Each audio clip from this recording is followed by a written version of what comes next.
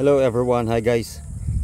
I have my Hover Air X1, the old Hover Air. So right now I'm going to try to use the manual control for my Hover Air. Honestly, this is my first time to use manual control because to be honest, I do not trust the manual control of this aircraft, because you just have to control it with your phone using the virtual remote controller. Anyway, let's do it. I wanna do it manual. Yeah, connecting.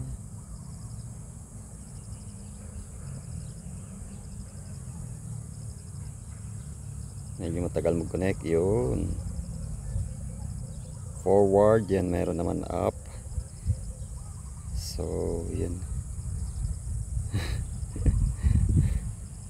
Yan, that's me. Record na to, record. Or I think it's gonna be recording. Yan, record. How to start? Up, turn left, turn right, backward, forward, up, gimbal, connect RC. No, not RC, virtual. Oh, paano napapali pa rin ito? Up. I think baka kailangan i-ano, start.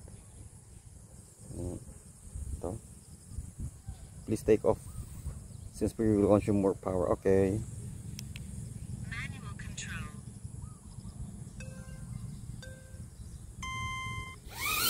yun. Up, up, wow. Backward. Medyo mabagal lang siya. Right, right. Walang speed mode. Like kung gusto mong pabilisan yung ano, palakasin yung ano niya, yung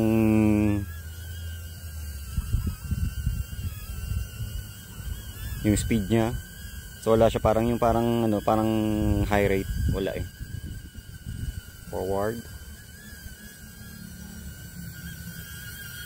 Ayun.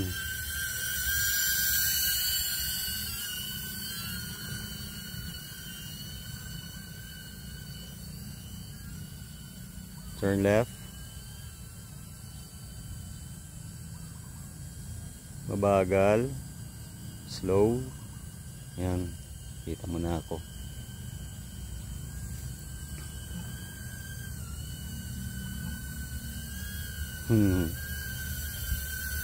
Turn left. Bagal lang siya.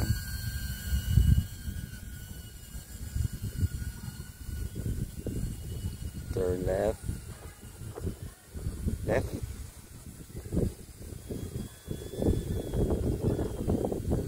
Left. Mukhang baliktad. Left.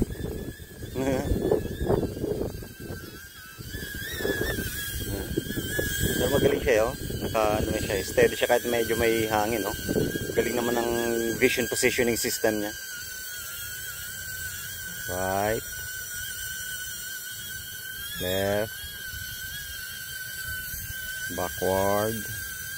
Beat. Masyado ang malapit. Up. Galing yung vision positioning system niya. Gimbal down. Alright, nice. Not bad. Backward. Mabagal lang. Forward.